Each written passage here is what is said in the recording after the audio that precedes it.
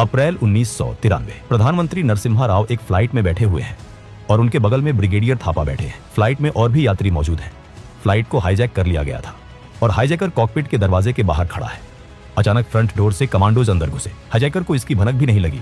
उस वक्त वो कॉकपिट के अंदर जाने के लिए दरवाजा खोलने जा रहा था। तभी पीछे से एक कमांडो ने आकर उसकी बाजुओं और गले को पकड़कर उसे जकड़ लिया और घुमा दिया। उसी पल दूसरा कमांडो आगे आता है और हाईजैकर के माथे पर बंदूक तान देता है। ये देखकर प्रधानमंत्री हैरान रह गए। ये था ऑपरेशन अश्वमेध। 24 अप्रैल 1993। ये वो समय था जब भारत एक बहुत ही नाजुक दौर से गुजर रहा था। अभी बमुश्किल 6 हफ्ते ही हुए थे जब 12 मार्च 1993 को मुंबई में सीरियल बम धमाके हुए थे। उन धमाकों ने पूरे देश को हिलाकर रख दिया था। सुरक्षा एजेंसियां, चाहे वो आईबी हो या रॉ, सब हाई अलर्ट पर थी। पंजाब में आतंकवाद अपनी आखिरी सांसें गिन रहा था, लेकिन कश्मीर में हालात बिगड़ रहे थे। दिल्ली का इंदिरा गांधी इंटरनेशनल एयरपोर्ट। दोपहर का समय था। एक आदमी व्हील चेयर पर बैठकर एयरपोर्ट पहुंचता है। उसके एक पैर पर प्लास्टर चढ़ा हुआ था। 2 लोग उसे वहां ड्रॉप करते हैं और चले जाते हैं। इसके बाद एयरपोर्ट का स्टाफ उसे अटेंड करता है और प्लेन के अंदर तक छोड़ आता है। इंडियन एयरलाइंस फ्लाइट IC427 उड़ान भरने के लिए तैयार थी। ये विमान एक बोइंग 737-200 था। इस फ्लाइट में कुल 141 लोग सवार थे। इनमें 135 यात्री थे और 6 क्रू मेंबर्स। यात्रियों में बच्चे, बूढ़े और पर्यटक शामिल थे जो कश्मीर की वादियों में छुट्टियां मनाने जा रहे थे। उन्हें क्या पता था कि अगले कुछ घंटे उनकी जिंदगी के सबसे खौफनाक घंटे बनने वाले हैं। दोपहर के 1:57 पर फ्लाइट ने दिल्ली से श्रीनगर के लिए उड़ान भरी। सब कुछ सामान्य था। एयर होस्टेस खाना सर्व कर रही थी। लोग आपस में बातें कर रहे थे। करीब 45 मिनट तक सब कुछ ठीक चला, लेकिन प्लेन के अंदर वो व्हील चेयर वाला शख्स सामान्य नहीं था। उसका नाम था मोहम्मद यूसुफ शाह। वो हिजबुल मुजाहिदीन का एक आतंकवादी था। 90 के दशक में एयरपोर्ट की सिक्योरिटी आज जैसी सख्त नहीं थी। मेटल डिटेक्टर तो थे, लेकिन विकलांगों या घायलों की चेकिंग में थोड़ी नरमी बरती जाती थी। इसी का फायदा उठाकर उसने उस प्लास्टर के अंदर 2 9 मिलीमीटर की पिस्तौल और एक हैंड ग्रेनेड छिपा रखा था। प्लेन में चढ़ते ही यूसुफ बड़ी चालाकी से एक चाल चलता है। वो एयर होस्टेस से रिक्वेस्ट करता है कि मैम, मेरे पैर में प्लास्टर है तो मुझे टॉयलेट के पास वाली आगे की सीट दे दीजिए ताकि मुझे चलने में दिक्कत ना हो। एयर होस्टेस उसकी मजबूरी समझकर मान जाती है, लेकिन वो ये नहीं जानती थी कि उसने यूसुफ को अनजाने में कॉकपिट के बिल्कुल नजदीक बैठा दिया है। फ्लाइट पंजाब के ऊपर से गुजर रही थी। मौका मिलते ही यूसुफ टॉयलेट में घुस जाता है। दरवाजा बंद करते ही वो अपने पैर पर लगा प्लास्टर निकालना शुरू करता है और फिर उस प्लास्टर के अंदर से 2 पिस्तौल और एक हैंड ग्रेनेड बाहर निकालता है। फिर बाहर आकर उसने जोर से चिल्लाकर कहा, यह प्लेन हाईजैक हो चुका है। उसने खुद को सैयद सलाउद्दीन बताया।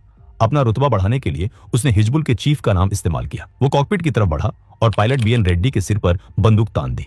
उसकी डिमांड साफ थी, प्लेन को अफगानिस्तान के काबुल ले चलो। कैप्टन रेड्डी ने बहुत समझदारी से काम लिया। उन्होंने उसे समझाया कि ये एक डोमेस्टिक फ्लाइट है, इसमें इतना फ्यूल नहीं है कि हम काबुल तक जा सके। हमें रिफ्यूलिंग के लिए कहीं उतरना होगा। हाईजैकर ने नक्शा देखा।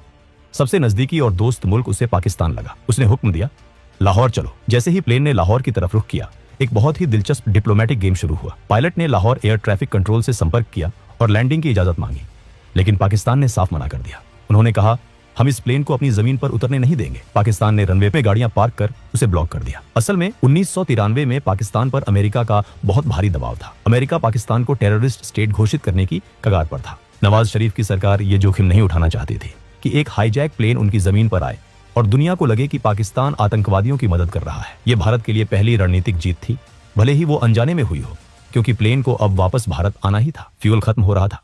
कैप्टन रेड्डी ने हाईजैकर को बताया कि अब हमारे पास सिर्फ एक ही विकल्प है, अमृतसर का राजा सांसी एयरपोर्ट में लैंड करना। हाईजैकर के पास कोई चारा नहीं था। वो मान गया और यही उसकी सबसे बड़ी गलती साबित हुई, क्योंकि अमृतसर पंजाब पुलिस के शेर KPS गिल का इलाका था। दोपहर के 3:20 पर फ्लाइट IC427 अमृतसर के राजा सांसी एयरपोर्ट पर लैंड हुई। दिल्ली में क्राइसिस मैनेजमेंट ग्रुप की इमरजेंसी बैठक शुरू हो चुकी थी। उस समय प्रधानमंत्री थे PV नरसिम्हा राव। दिल्ली से अमृतसर को साफ निर्देश मिल गए, ये प्लेन अब यहां से उड़ना नहीं चाहिए, इसे किसी भी कीमत पर रोका जाए। शुरुआत में स्थानीय पुलिस और कलेक्टर ने हाईजैकर से बात की। उनकी रणनीति थी, बातों में उलझाओ और समय बर्बाद करो।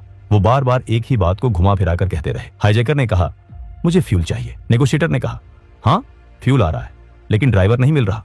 फिर कहा, ड्राइवर आ गया है पर चाबी नहीं मिल रही। इन बहानों से हाईजैकर का गुस्सा बढ़ने लगा। अपनी गंभीरता दिखाने के लिए उसने शाम को एक फायर भी किया। गोली प्लेन की बॉडी को चीरती हुई बाहर निकली।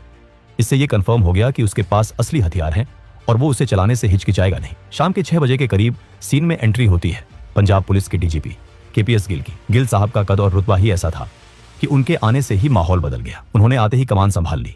गिल की थ्योरी अलग थी। वो हाईजैकर से रिक्वेस्ट नहीं कर रहे थे, वो उस पर हावी हो रहे थे। जब हाईजैकर ने रेडियो पर चिल्लाया तो गिल ने उसे डांट दिया। उन्होंने उसे ये एहसास दिलाया कि इस एयरपोर्ट पर हुक्म उसका नहीं बल्कि गिल का चलता है। गिल उसे थका रहे थे। वो चाहते थे कि हाईजैकर इतना थक जाए और चिढ़ जाए कि उसकी सोचने समझने की शक्ति कम हो जाए। गिल ने जब हाईजैकर से बातचीत की और पूछा, तुम्हारी मांग क्या है, तो सामने से जवाब आया, मेरी अभी कोई मांग नहीं है, बस फ्लाइट में फ्यूल भरवा दीजिए, मुझे काबुल जाना है, काबुल पहुंचकर ही मैं अपनी असली मांग बताऊंगा।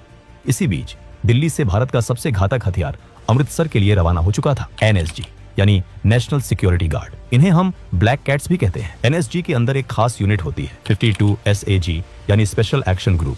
ये यूनिट सिर्फ और सिर्फ हाईजैकिंग जैसी स्थितियों से निपटने के लिए बनी है। इस ग्रुप के कमांडोज को हवाई जहाज के चप्पे चप्पे की जानकारी होती है। एनएसजी की टीम, जिसका नेतृत्व ब्रिगेडियर CB थापा कर रहे थे, एक विशेष विमान से आदमपुर और फिर वहां से हेलीकॉप्टर के जरिए अमृतसर पहुंची। शाम के 5 बजे एयरपोर्ट पर पहुंचते ही ब्रिगेडियर थापा और KPS गिल ने मिलकर प्लान बनाया। ब्रिगेडियर थापा ने देखा कि पंजाब पुलिस की गाड़ियों ने प्लेन को चारों तरफ से घेर रखा था, इसलिए उन्होंने सबसे पहले KPS गिल से कहा कि इन गाड़ियों को वहां से हटाया जाए, क्योंकि अगर हाईजैकर घबरा जाता तो कोई बड़ा नुकसान हो सकता था। उन्होंने तय किया कि वो ऑपरेशन रात को किया जाएगा और एक साथ कई दरवाजों से प्लेन में घुसेंगे ताकि हाईजैकर को संभालने का मौका ही न मिले।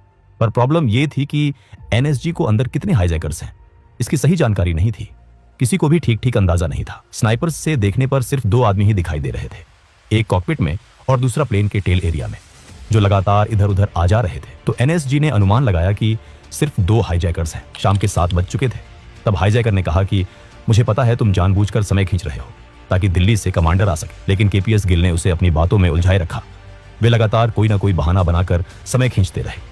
इस बीच NSG के कमांडो प्लेन के नीचे जाकर अपनी पोजीशन ले चुके थे। रात करीब 10 बजे KPS गिल ने हाईजैकर्स से रिक्वेस्ट किया कि यात्री काफी देर से भूखे प्यासे हैं, कम से कम उन्हें पानी ही दे दिया जाए।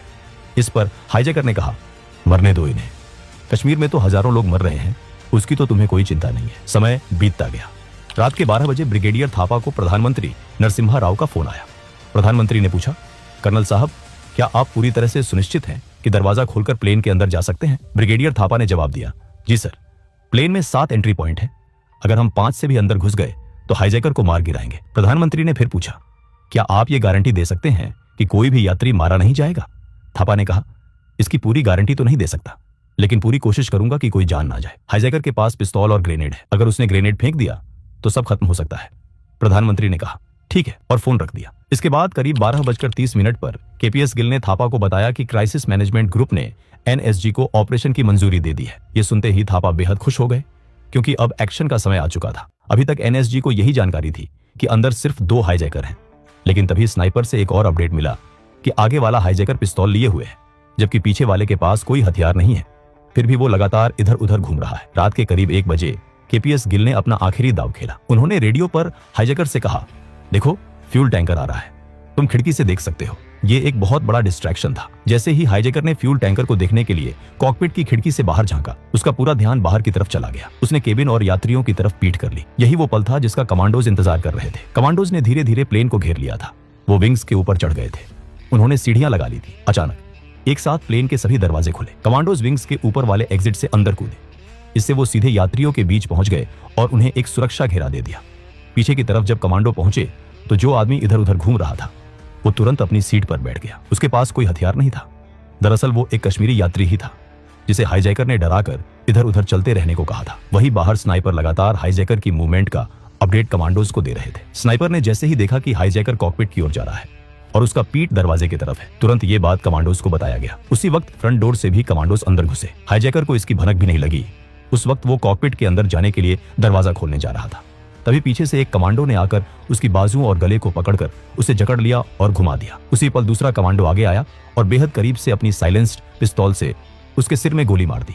हाईजैकर वहीं ढेर हो गया। उसने अपना ग्रेनेड इस्तेमाल करने की कोशिश की थी, लेकिन उसे पिन खींचने का वक्त ही नहीं मिला। Target neutralised. रेडियो पर मैसेज गया। पूरा ऑपरेशन दरवाजा खुलने से लेकर हाईजैकर के मारे जाने तक सिर्फ 3 मिनट के अंदर खत्म हो गया।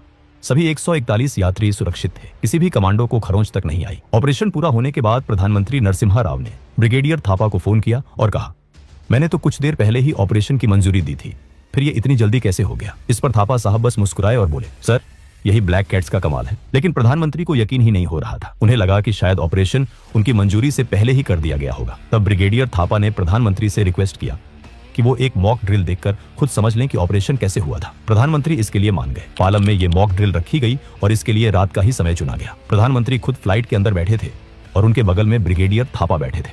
हालात बिल्कुल वैसे ही बनाए गए जैसे हाईजैक के समय थे। ये वही सीन है जो हमने शुरुआत में देखा था। प्रधानमंत्री के पास बैठे थापा ने उनसे कहा, आप खिड़की के बाहर देखिए, अगर आपको मेरा एक भी कमांडो दिखाई दे गया तो मैं हार गया। इसके बाद थापा ने जैसे ही स्टैंड बाय गो कहा, कुछ ही मिनटों में कमांडो फ्लाइट के अंदर पहुंच गए और प्रधानमंत्री को इसकी जरा भी भनक नहीं लगी। अगले ही पल कमांडो ने उस डमी हाईजैकर को पकड़ लिया और उसके माथे पर बंदूक तान दी। ये सब पल झपकते ही हो गया। ये देखकर प्रधानमंत्री हैरान रह गए।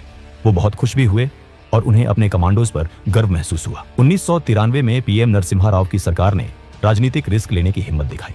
उन्होंने ये नहीं सोचा कि अगर ऑपरेशन फेल हुआ तो मीडिया क्या कहेगा। उन्होंने सिर्फ ये सोचा कि देश की सुरक्षा सबसे ऊपर है। ये चीज हमें 1999 में IC-814 हाईजैक में देखने को नहीं मिला था। आज सब लोग IC-814 की नाकामी को याद रखते हैं, लेकिन ऑपरेशन अश्वमेध को कोई याद नहीं करता, जबकि ये ऑपरेशन इतना सटीक और तेज था कि इसका नाम लिम्का बुक ऑफ रिकॉर्ड्स में दर्ज किया गया।